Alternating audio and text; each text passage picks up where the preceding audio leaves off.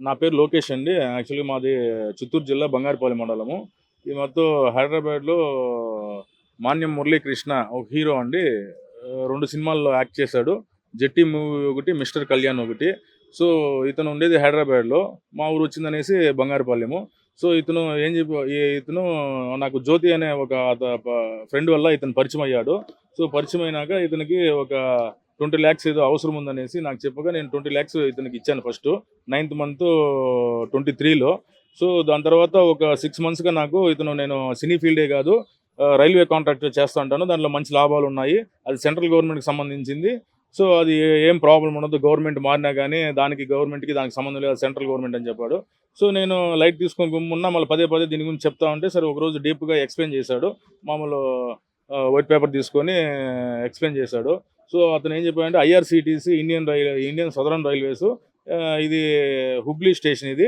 హుబ్లీలో మనకు wear house ఒకటి, wear house, 3 employees, ఒక ఇద్దరు సూపర్వైజర్లు, 2 టాటా ఏస్‌లు ఇవన్నీ ఉన్నాయి. మన ప్రాజెక్టులన్నీ బాగా జరుగుతా ఉన్నాయి అక్కడ. మీరు ఒకసారి ఫస్ట్ ఒక 10,00,000 పెట్టి చూడండి. మీకే తెలుస్తుంది ఎంత ప్రాఫిట్ వస్తుంది ఏమనేసి అంటే, సో మేము ఫస్ట్ ఒక 6,00,000 పెట్టాము.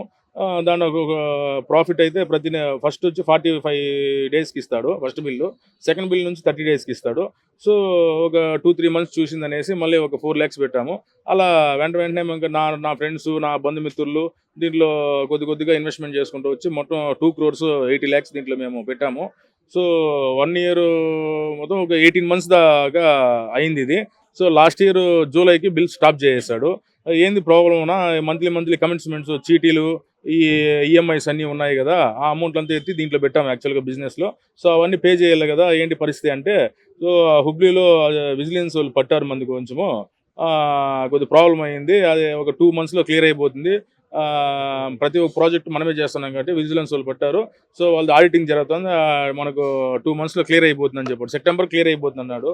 మళ్ళీ అక్టోబర్ చెప్పాడు మళ్ళా. సరే ఫైనల్ డిసెంబర్ చెప్పాడు మళ్ళా.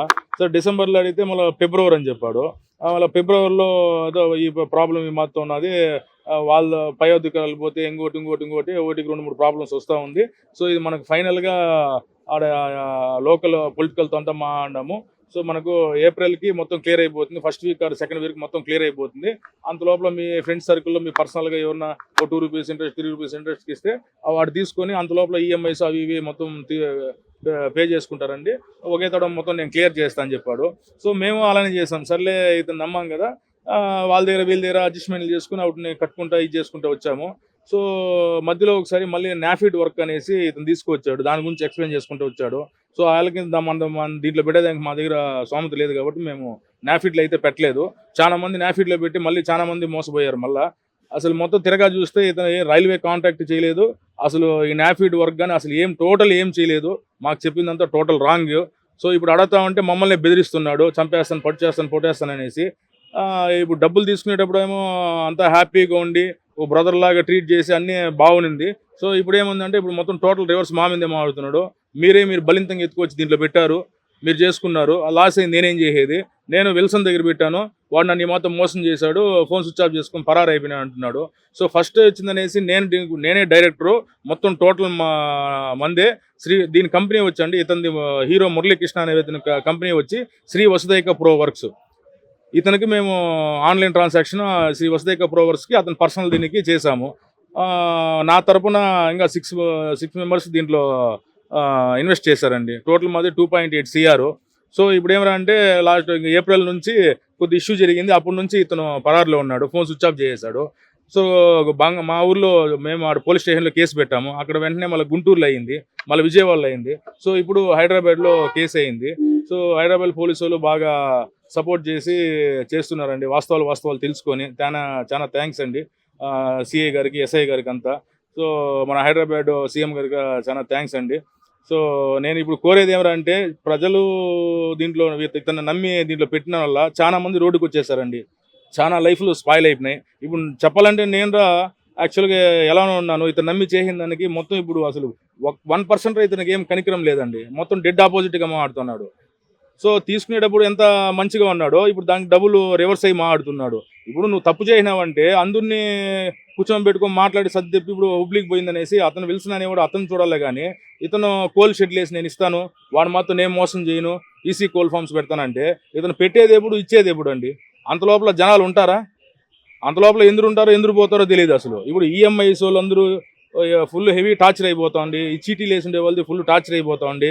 సో ఇప్పుడు ఏమంటే అందరూ ముందుకు వచ్చి మాడాలంటే ఇతనేమో అందరిని ఎవడైతే నన్ను రోడ్డుకి లాగుతాడో ఎవరైతే నన్ను స్టేషన్లో కేసు పెడతాడో వాళ్ళకి ఎవడికి ₹1 డబ్బును వాడు వల్ల అయింది వాళ్ళు చేసుకొని అనేసి అంటూ బెదిరిస్తున్నాడు. సో చాలా మంది ఎంప్లాయీస్ సాఫ్ట్వేర్లు ఉన్నారు.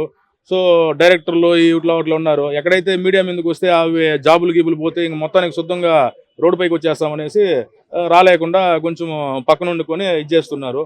సో నేను ఇప్పుడు కోరేది ఏమరా అంటే ఈ కేసుని సార్ట్అవుట్ చేసిందనేసి దీంట్లో మంచిది చెడేది మొత్తం కనుక్కుందనేసి ఈ కేసుని ముందుకు తీసుకోపోవాలనేసి ఈ ప్రెస్ మీడియా తరపున వాళ్ళ వల్ల నేను కోరుకుంటానండి. నా తరపున 6 మంది నాతో కూడా అండి మొత్తం 2.8 CR అండి. మీతో పాటు కలిసి పోలీసు వాళ్ళు స్టేషన్ లో కేసు పెడితే స్టేషన్ నుంచి అయితే ఏం న్యాయం జరగట్లేదండి. హైదరాబాద్ లో COS దీంట్లో కేసు పెట్టారు. సో ఇక్కడ కొంచెం న్యాయం జరిగేలాగా ఉన్నది. సో ఇక్కడ ఏం జరుగుతుందంటే ఇతను హైదరాబాద్ లో ఉండిపోయినా మేము అక్కడ సొంత ఊర్లో ఉండిపోయినాము. ఇది ట్రావెలింగ్ వల్ల 600 కిలోమీటర్స్ వచ్చేదానికి 600 కిలోమీటర్స్ మొత్తం 1200 kilometres up and down. So దీనివల్ల చాలా ఇబ్బంది అయిపోతా ఉంది. సో అందుకే మీడియా మిత్రుల సమక్షంలో నా బాధని పంచుకొని ఇది అందరికీ స్ప్రెడ్ అయ్యేలాగా చూసి దీనికి న్యాయం కావాలని నేను కోరుకుంటాను. తీసుకున్నారండి, అదుపులో తీసుకున్నారు. సో కస్టడీకి తీసుకోవాలనేసి ఇతను ఇప్పుడు సబ్ జైలుకి పంపించారండి.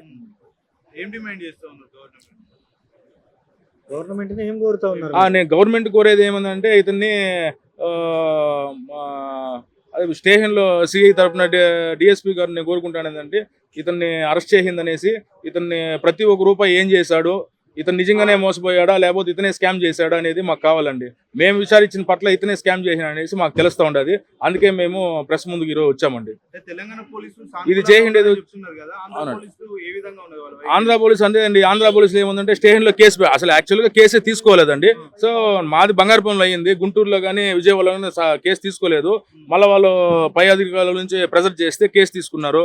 వాళ్ళు ఏమంటున్నారంటే ఇది మనీ సంబంధించింది కదా, మీరేమున్నా పై దీంట్లో పోయి చూసుకోవాలనే విధంగా చెప్తా ఉన్నారండి.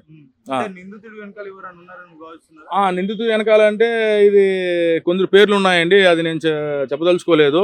సో వాళ్ళు హెల్ప్ చేస్తున్నారు. ఊరికే వాళ్ళ పేర్లు చెప్పి మళ్ళీ స్ప్రెడ్ అయ్యి ఊరికే వాళ్ళ లైఫ్ ఎందుకు ఇదైంది. లేదు రాజకీయ నాయకులంతా ఎవరు లేదండి. ఇతను వచ్చిందనేసి హీరో మురళీకృష్ణ, వీళ్ళ తమ్ముడు మహేష్, విల్సన్, వాళ్ళ సిస్టర్ అండి, వీళ్ళు నలుగురు అండి.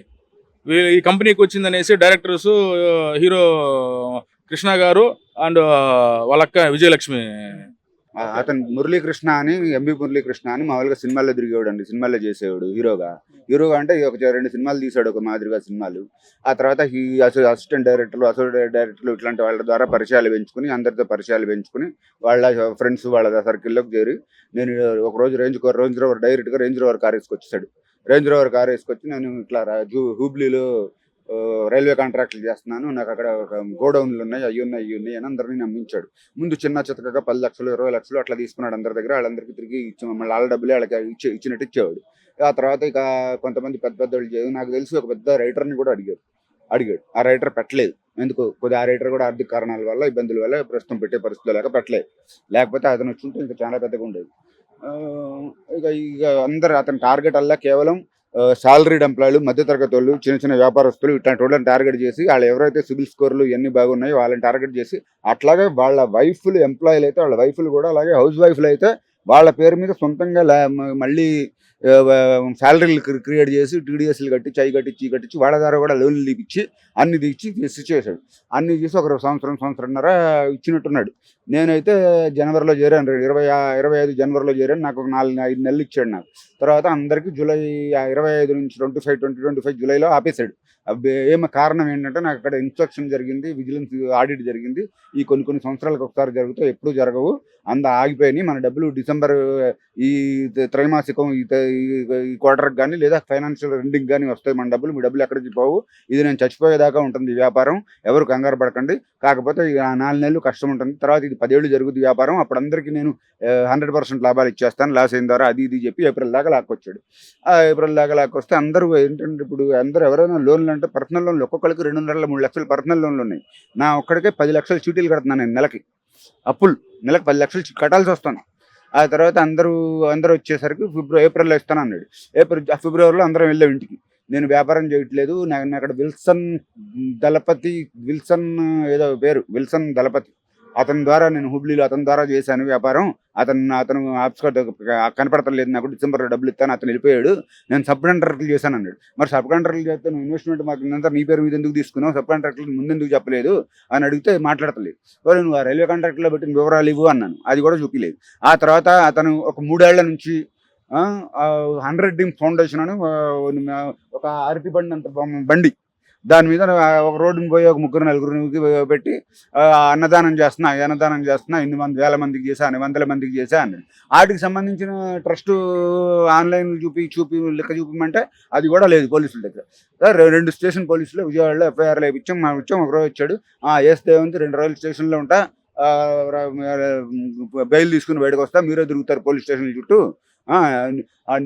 నా దగ్గర నెలకు ₹1,00,000 కూడా లేని దిక్కు లేదు నీకు, మిగతా వాళ్ళందరూ చిన్న చితకగాళ్ళు, నన్ను ఎవరేం చేయలేరు అన్నట్టు మాట్లాడుతున్నాడు. తర్వాత నేను వ్యాపారం చేయట్లేదు, ఏం చేయట్లేదు అన్నాడు.